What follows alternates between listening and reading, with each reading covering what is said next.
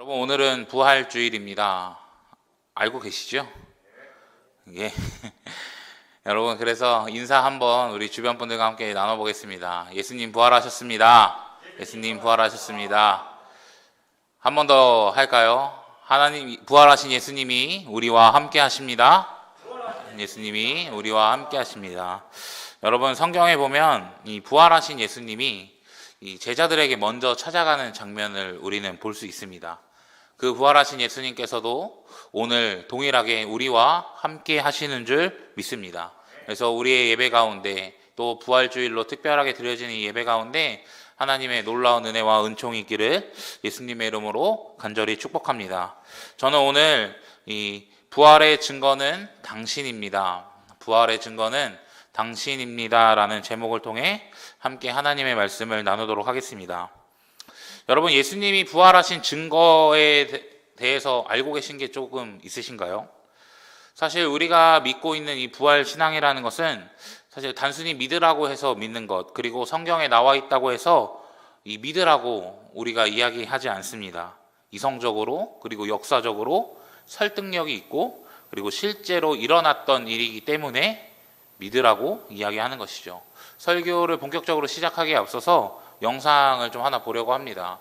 한 5분 정도 되는 영상이고요. 이 부활에 관한 이야기, 그리고 역사적 증거, 이성적인 이 변론을 하는 거죠. 내용을 담고 있는 영상인데요. 함께 보고 계속해서 말씀을 좀 이어나가 보도록 하겠습니다. 여러분, 어떻게 영상의 내용에 조금 동의가 되시나요? 이 부활이라는 게 단순히 뭔가 신앙적이고 성경에 나와 있는 그냥 그런 이야기가 아니라 정말 우리가 이성적으로 납득할 수 있고 합리적으로 이해할 수 있는 영역이라고 하는 것이죠. 사실 저는 좀 이성적인 게 굉장히 중요하다고 생각하기 때문에 이렇게 부활의 내용을 이해할 수 있겠구나, 이런 생각을 좀 해보았습니다. 그런데 오늘 하는 설교는 뭔가 이성적이라기보다는 조금 다른 각도에서 이 예수님의 부활을 조금 설명해 보려고 합니다. 이 설교 제목에서 알 수 있듯이 이 여러분들이 이 부활의 증거다. 예수님의 부활의 증거는 바로 여러분들이다라고 이야기를 하고 싶습니다. 여러분, 왜 예수님의 부활의 증거가 내가 될 수 있을까요? 그것은 변화 때문에 그렇습니다. 뭐 때문에 그러냐면 변화라는 게 일어나기 때문입니다. 여러분, 알리스터 맥그라스라고 이 복음주의 신학자에서 굉장히 영향력 있으신 분이 계십니다. 그런데 이분이 이 자신의 책 십자가란 무엇인가에서 이렇게 이야기합니다. 예수가 재판을 받고 처형당할 때 그들은 단지 움츠린 패배자 무리에 지나지 않았다. 누구나 알고 있는 바다. 그중 주도적인 역할을 했던 인물은 자신이 예수와 관련이 있음을 공개적으로 부인하기까지 했다. 그런데 지금은 자신감이 넘쳐 보인다. 그들은 변했다라고 기록하고 있습니다. 만약에 여러분 예수님의 부활이 거짓말이었다면, 그리고 여러분 만약에 예수님의 부활이 그냥 지어낸 이야기였더라면, 그들이 이전처럼 똑같이 이 쭈구리의 모습, 뭔가 움츠려져 있는 모습, 그냥 그런 모습으로 살아갔었어야 하는데, 그들은 그런 모습으로 계속해서 살아갔던 것이 아니라 무언가 뒤바뀐 모습, 무언가 변화된 모습으로 살아간다라고 하는 것이죠. 성경의 이야기를 좀 보게 되면 그들은 죽음을 불사하고 복음을 전파하는 모습까지 보이게 됩니다. 그런데 그들이 변화되지 않았었더라면 사실 그럴 필요는 없었다라고 하는 것이죠. 그 복음, 이 변화된 모습을, 이 복음을 전하는 모습을 통해 우리는 알 수 있는 증거가 하나가 된다는 것입니다. 그렇게 죽음을 두려워하지 않을 수 있었던 이유, 그들이 변화될 수 있었던 그 이유는 무엇일까요? 이 십자가와 부활의 은혜 가운데 변화되었다라고 이야기한다라는 것입니다. 그들은 부활하신 예수님을 만났고 경험했으며 그 만남을 통해 그들의 삶이 바뀌었고 그들의 삶은 변화되었으며 그들은 다시 한번 새로운 삶을 살아가기 시작했다라고 하는 것이죠. 변화가 그 증거라고 이야기한다라는 것입니다. 책의 한 부분의 내용을 한 번 더 보겠습니다. 이 3장의 십자가 부활의 의미, 삶을 변화시키는 십자가라는 파트에서 이렇게 이야기합니다. 기독교가 지속되는 이유는 사람들의 삶을 변화시키는 능력이 그 안에 있기 때문이다. 그리스도로 인해 사람들이 변화되는 모습을 볼 때 우리는 십자가의 의미를 알고 싶어진다. 중간에 생략하고요. 그리스도의 십자가 부활이 사람들에게 미치는 영향력을 열거하고 있는 책이 바로 신약 성경이다. 베드로, 마리아, 바울은 이 사건으로 돌이킬 수 없을 만큼 송두리째 뒤바뀐 사람이다. 기독교 역사를 훑어보면 목록은 엄청나게 길어질 것이고 우리 같은 사람들도 그 안에 포함된다. 우리는 그곳에서 일어난 일을 오직 믿음을 통해 알 뿐이다. 그럼에도 십자가는 우리의 삶을 완전히 바꾸어 놓았다라고 기록하고 있습니다. 그러니까 이렇게 변증을 하고 있다라는 거예요. 결국 이 삶의 변화, 우리의 삶의 태도의 변화, 모습의 변화, 이것이 그리스도의 부활의 모습, 십자가와 그 부활 안에 있는 능력이라고 이야기하는 것입니다. 결국에 이 초점을 맞춰서 이야기하는 것은 무엇일까요? 변화입니다. 변화. 기독교가 지금까지 지속될 수 있었던 그 이유는 십자가 부활 안에 사람을 변화시키는 능력, 삶을 변화시키는 능력이 있다라고 하는 것이죠. 그래서 우리의 삶의 변화는 십자가와 부활을 전하는 가장 큰 증거가 될 수 있다라는 것입니다. 여러분, 오늘 본문은 사실 우리가 너무나 잘 알고 있는 본문의 내용 중에 하나입니다. 바로 유대인을 박해하고 이 그리스도를 박해하는 이 사울이라는 사람이 변화되는 내용을 담고 있는 본문입니다. 여러분, 9장의 이 앞부분의 내용을 보시면 사울이 이 다메섹을 갑니다. 그런데 그가 왜 다메섹에 갑니까? 우리 너무나 잘 알고 있죠? 그곳에 있는 예수를 믿는 사람을 잡아 넣으려고, 그곳에 있는 예수를 믿는 추종자들을 감옥에 집어넣으려고 공문까지 챙겨가면서 그 다메섹으로 떠나기 시작하는 것입니다. 그런데 정말 놀라운 일을 하나 경험하게 되죠. 사울이 길을 가다가 그 다메섹 가까이 이르렀을 때 호련히 하늘로부터 이 빛이 비추게 되는 것입니다. 그러면서 이런 음성이 들리기 시작하죠. 사울아, 사울아, 내가 어찌하여 나를 박해하느냐라고 말이죠. 사울이 대답합니다. 주여, 누구십니까? 그리고 이런 대답이 들려오기 시작합니다. 나는 내가 박해하는 예수라라고 말이죠. 여러분, 이 사울은 그 호련히 비친 그 빛을 통해 지금 누구를 만나게 되는 것입니까? 부활하신 예수님을 만나게 되는 것입니다. 조금 더 정확하게는 십자가에 못 박혀 죽으셨지만 3일 만에 부활하시고 지금은 승천해 계신 그 예수님을 만나게 된다라는 거예요. 여러분, 우리는 사울이 변했고 그리고 그 사람의 삶이 죽기까지 복음을 증거하는 자로 변했다라는 것을 이미 수많은 신약 성경을 통해 잘 알고 있습니다. 그런데 사울이 이렇게까지 변할 수 있었던 이유가 무엇일까요? 이렇게까지 변할 수 있었던 그 근본적인 이유는 무엇입니까? 무언가 인간적인 노력을 했기 때문에 그럴까요? 아니면 사울이 나는 이제 바뀌고 싶다라는 그런 갈망함이 있었기 때문에 그들의 삶이 변화된 건가요? 아니요. 부활하신 예수님을 만났기 때문에 변했다라는 것입니다. 여러분, 만약에 부활이라는 것이 사실이 아니라면, 이 모든 것이 거짓이라면 사울은 그렇게 미친 듯이 복음을 전하는 자로 살아갈 필요가 없었다라고 하는 것이죠. 그냥 들렸던 음성이 단순히 뭔가 착각이거나 망상이었다면 얻어 터지면서 그런 수많은 풍파를 견디면서 복음을 전할 필요가 없었다라는 것이죠. 그냥 예전처럼 예수를 믿는 자들을 핍박하면서 살아가면 됩니다. 그러나 사울은 변했습니다. 이전과 다른 삶을 살아간다고 하는 것이죠. 여러분, 부활하신 예수님을 만난다는 이 이야기는 단순히 예수님 만났습니다. 그냥 이 정도의 이야기가 아니라 한 사람이 부활하신 정말 예수님을 만난다는 것은 우리의 삶이 전인격적으로 변하게 되는 놀라운 사건, 이 변화의 사건이 분명히 있다라는 거예요. 사울이 그렇게 변했다라면 우리도 그 예수님을 만나면 그렇게 변할 수 있다라고 하는 것입니다. 여러분, 오늘 본문 17절 말씀에 보면 이 아나니아를 만나는 장면입니다. 근데 아나니아가 안수하면서 이렇게 이야기하죠. 주 곧 내가 오는 길에 나타나셨던 예수께서 나를 보내요 라고 말이죠. 그러니까 부활하신 예수님이 지금 아나니아에게도 나타나셨다라고 하는 것입니다. 그러니까 사울이 보았던 빛과 이 사울이 들었던 그 음성이 착각이 아니라, 무언가 망상이 아니라 살아계신 하나님이 지금 사울에게도 역사하시고 그리고 아나니아에게도 역사하고 계시다라는 것을 우리는 알 수 있습니다. 그리고 18절에 보면 사울이 세례를 받는다라고 이야기하죠. 여러분, 세례 받는다는 의미가 무엇입니까? 여러분들 다 세례 받으셨잖아요. 대부분 다 세례 받으셨을 텐데 도대체 이 세례 받는다는 것의 의미가 무엇일까요? 도대체 왜 예수를 박해하던 자가 세례를 받아야 합니까? 부활하신 예수님을 만났기 때문에 그렇다는 것이죠. 그분을 만나고 경험했기 때문에 세례를 받기 시작하는 것입니다. 여러분, 그분을 만나고 경험했기 때문에 변화되었고, 그분을 이제는 믿고 따르며 그분을 나의 인생의 주인으로 고백하는 것, 그것이 세례에 담긴 의미입니다. 그래서 사울의 삶은 이전과 180도 변화되었다라는 것이고, 부활하신 예수님을 신뢰하면서 이전과는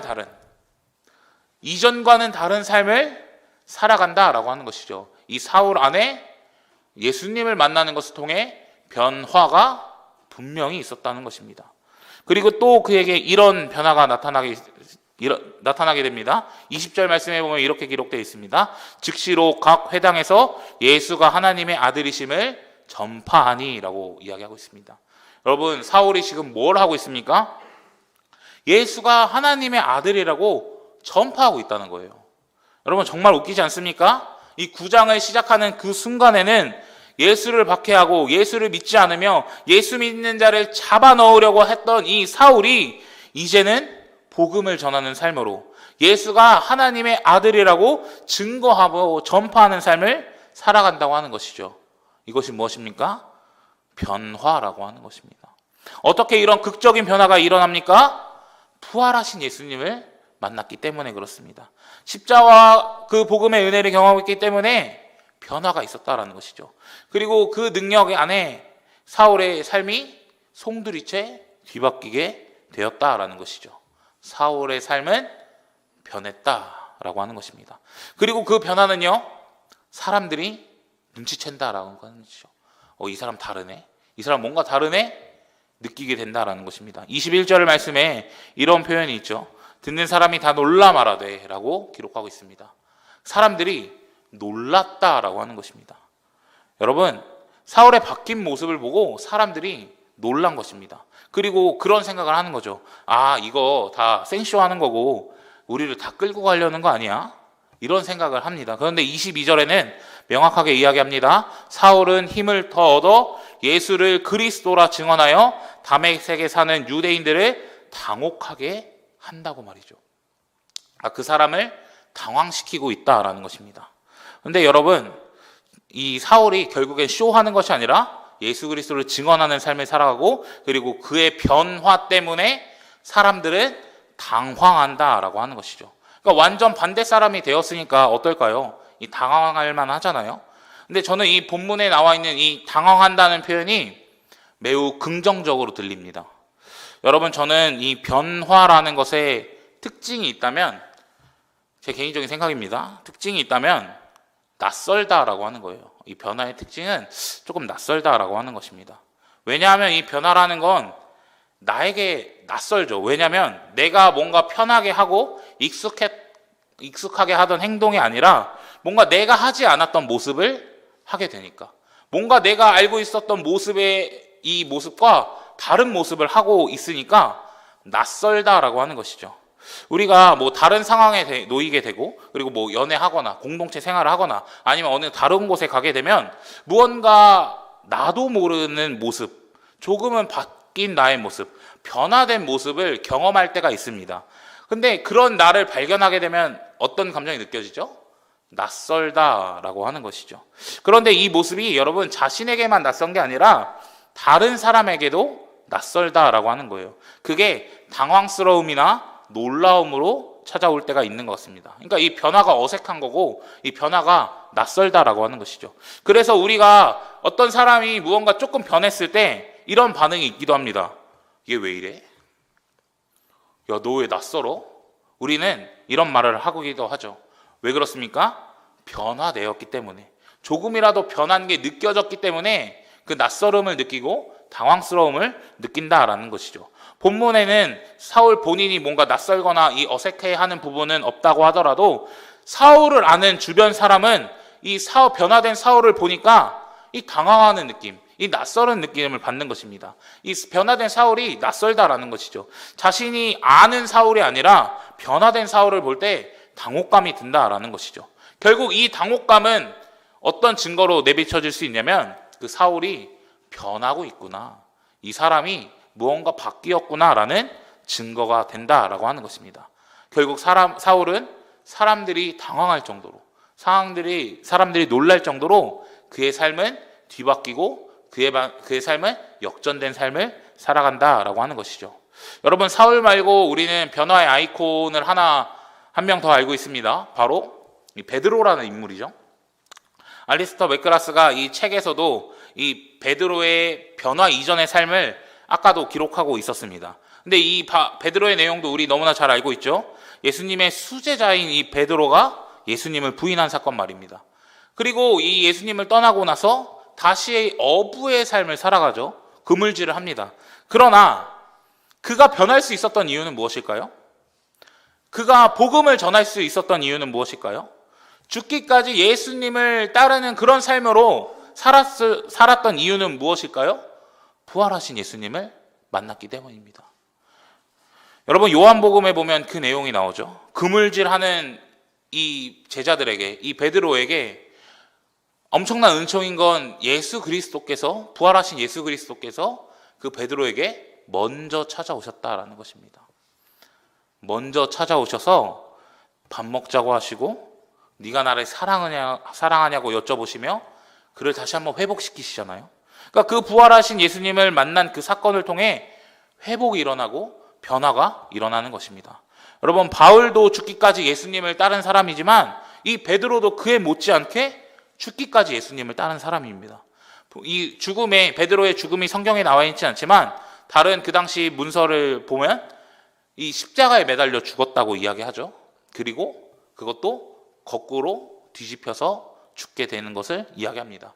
분명히 예수님을 부인하고 십자가 앞에서 벌벌 떨었던 사람이 어떻게 그 십자가형에 매다는 것, 그리고 그것보다 조금 더 힘든 그 모습, 뒤집어서 어떻게 십자가에 달릴 수 있었을까요? 그리고 어떻게 그가 그렇게 복음을 전하는, 증거하는 그런 변화된 삶을 살 수 있었을까요? 부활하신 예수님을 만났기 때문에 그렇습니다.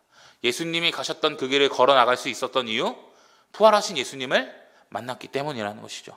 십자가와 그 부활 안에서 다시 한번 변화되는 그 은혜가 베드로 안에 있었기 때문입니다. 그리고 그의 삶은 변했고 그 변화가 예수님의 부활의 증거가 되었다라는 것이죠. 여러분, 수많은 기독교 역사를 보면 이러한 변화는 정말 끝이 없습니다. 베드로와 바울뿐만 아니라 어거스틴이든 존 웨슬리든 우리나라의 그 길선주 목사님이든 수많은 변화된 사람들이 우리 안에 있다라는 것이죠. 그 수많은 인물들은 십자가와 부활 안에서 변화되었고 그들의 변화는 이제는 예수님이 부활하셨다는 증거가 된다는 것이죠. 그리고 그 변화의 사람에 우리 또한 포함된다라는 것입니다. 이제는 우리의 삶이, 우리의 변화가 예수님의 부활의 증거가 되는 것이고, 베드로는 베드로 자체가 예수님이 살아계시고 부활하셨다는 증거, 바울은 또 바울 자체가 예수님이 살아계시고 부활하셨다는 증거, 그리고 여러분 한 분 한 분도 여러분 자체가 예수님이 부활하시고 살아계신다는 증거가 된다라고 하는 것이죠. 그렇다면 내가 십자가와 이 부활을 통해 주님을 경험했다면, 이 변화를 경험했다면 나의 삶이 뒤집어지고 무언가 가치관이 변하고 태도가 변하고 행동과 말과 뭔가 언어가 변했다면 이미 여러분 한 분 한 분은 예수님의 부활의 증거가 되어가고 있다라고 하는 것입니다. 여러분들의 그 작은 변화 하나가 부활의 증거라고 하는 것이죠. 여러분, 분명히 우리의 변화에는 척도가 조금 다를 수는 있을 것 같습니다. 신앙생활을 오래 했지만 조금 변한 사람도 있을 거고요. 신앙생활을 굉장히 적게 했지만 많이 변한 사람도 있을 것입니다. 이 변화의 모습은 각각이 다 다를 것이라고 생각해요. 그러나 여러분, 저는 어떠한 변화라도 있으면 너무나 좋은 거라고 생각합니다. 성격의 변화든, 여러분 생각의 변화든, 삶의 태도에 대한 문제든, 그리고 죄를 바라보는 이 죄를 대하고 태도하고 이런 모습들의 변화든, 어떤 변화든 다 여러분 가운데 분명히 조금은 일어났을 것입니다. 그런데 그게 여러분들의 힘과 여러분들의 노력으로 일궈낸 변화라고 생각하십니까? 저는 그렇게 생각하지 않습니다. 우리가 가장 크게 이 변화된 이 근본적인 이유는 부활하신 예수님을 만났기 때문에, 그리고 그분을 만났다는 것은 그분이 진짜로 살아계시고 역사하신다라는 것을 증거할 수 있는 부분이고, 그래서 우리의 변화를 통해 그 부활하신 예수님이 증거가 될 수 있다. 내 자신이 그 부활의 증거가 될 수 있다라는 것입니다. 여러분, 제가 청년부를 맡으면서 여러분들에 대한 이야기를 종종 듣게 됩니다. 이런저런 이야기, 과거의 이야기 막 듣게 되는데, 특히 변화 이전의 이야기들을 참 많이 듣게 되죠. 제가 남의 이야기니까 할 수는 없으니까 이야기를 할 수는 없지만, 지금 여기에 앉아 계시는 것 자체가 굉장히 신기한 분들이 있다라고 하는 것이죠. 왜 앉아 있을까요? 변화되었기 때문입니다. 그 전에는 예배도 안 드리는 모습, 이런저런 모습 있었지만, 지금은 변화되어서 예배를 드리는 모습도 분명히 있다라고 하는 것이죠. 지금 여러분들 여기서 간증 하나씩 해보라고 하면 충분히 5분, 10분은 충분히 간증하시잖아요. 그게 다 여러분들의 간증이고, 그 간증의 내용이 예수님이 살아있다라는 증거가 된다라고 하는 것입니다. 그리고 우리는 이 변화된 사람에게 농담 반 진담 반으로 이런 이야기를 하죠. 야, 널 보면 하나님이 살아계시는 게 느껴져. 정말 너가 변한 게 너무나 신기해. 하나님은 정말 살아계시는구나. 농담 반 진담 반으로 하죠. 그런데 여러분, 농담 반 진담 반이지만 이 말에는 굉장히 중요한 의미가 담겨져 있다라고 하는 것이죠. 결국 이것은 어떤 말과 같을까요? 예수님이 우리 죄를 위해 죽으시고 부활하시고 지금도 살아계셔서 역사하시고 우리를 만나주시고 우리를 변화시켜 주신다는 의미와 같은 말입니다. 그러므로 그 사람은 변화되었고 그 사람의 존재가 예수의 부활을 입증하는 증거가 된다라고 하는 것이죠. 아마 우리 모두는 변화가 있을 것입니다. 여러분들의 변화가, 그리고 살아계신 하나님을 더욱더 만나고 더욱더 증거가 되는 그 은혜가 있기를 간절히 소망합니다. 그리고 여러분 더 변화되셨으면 좋겠습니다. 뭔가 작아 보이는 변화에 만족하지 마시고, 심지어는 베드로와 이 바울처럼 그렇게 복음을 전하는 사람으로까지 변화될 수 있었으면 좋겠습니다. 그리고 그런 삶을 살아가고 우리의 변화가 나타나는 것이 부활의 증거가 된다라는 것을 여러분들 꼭 기억하셨으면 좋겠습니다. 혹시 청년분들 중에 아직까지 예수 그리스도를 만나지 못한 분이 혹시 계실까요? 그렇다면 뭔가 내 삶에는 변화가 없고 그냥 여전하게 느껴진다면 여러분 다시 한번 저는 권면하면서 좀 부탁드리고 싶습니다. 여러분, 여러분들의 마음 가운데 부활하신 예수님을 초청하시길 바랍니다. 그래서 여러분들의 삶에도 변화가 일어나기를 간절히 축복합니다. 우리의 의와 우리의 힘으로 변화되는 것이 아니라요, 예수 그리스도를 만나는 것을 통해 삶이 뒤집어지는 은혜, 그 만남을 통해 삶의 모습과 태도와 가치관이 변화되기를, 그래서 여러분 자체가 부활하신 예수님의 증거가 되기를 간절히 축복합니다. 또한 뭔가 변화가 적다고 느껴지시는 분들도 계실 것 같아요. 뭔가 변화가 있는 것 같긴 한데 아닌 것 같기도 하고 아리까리 하신 분들도 있을 거라고 생각합니다. 근데 저는 그런 분들에게도 좀 권면드리고 싶습니다. 여러분 간절하게 부활하신 예수님을 만나기를 소망했으면 좋겠습니다. 간절하게 부활하시는 예수님을 찾고 구하며 만났으면 좋겠습니다. 그래서 더욱더 진하게 한번 만나보셨으면 좋겠습니다. 여러분 분명히 예수님 한 번씩 다 만나신 경험이 있겠지만 그때 만난 게 전부가 아니라는 거죠. 지금도 항상 앞으로도 부활하신 예수님을 만나야 합니다. 그래서 여러분 말씀으로, 기도로, 예배로 부활하신 예수님을 매일매일 만나셔서 변화되는 은혜가 있기를 간절히 축복합니다. 그래서 그 참된 변화를 한번 경험해 보셨으면 좋겠어요.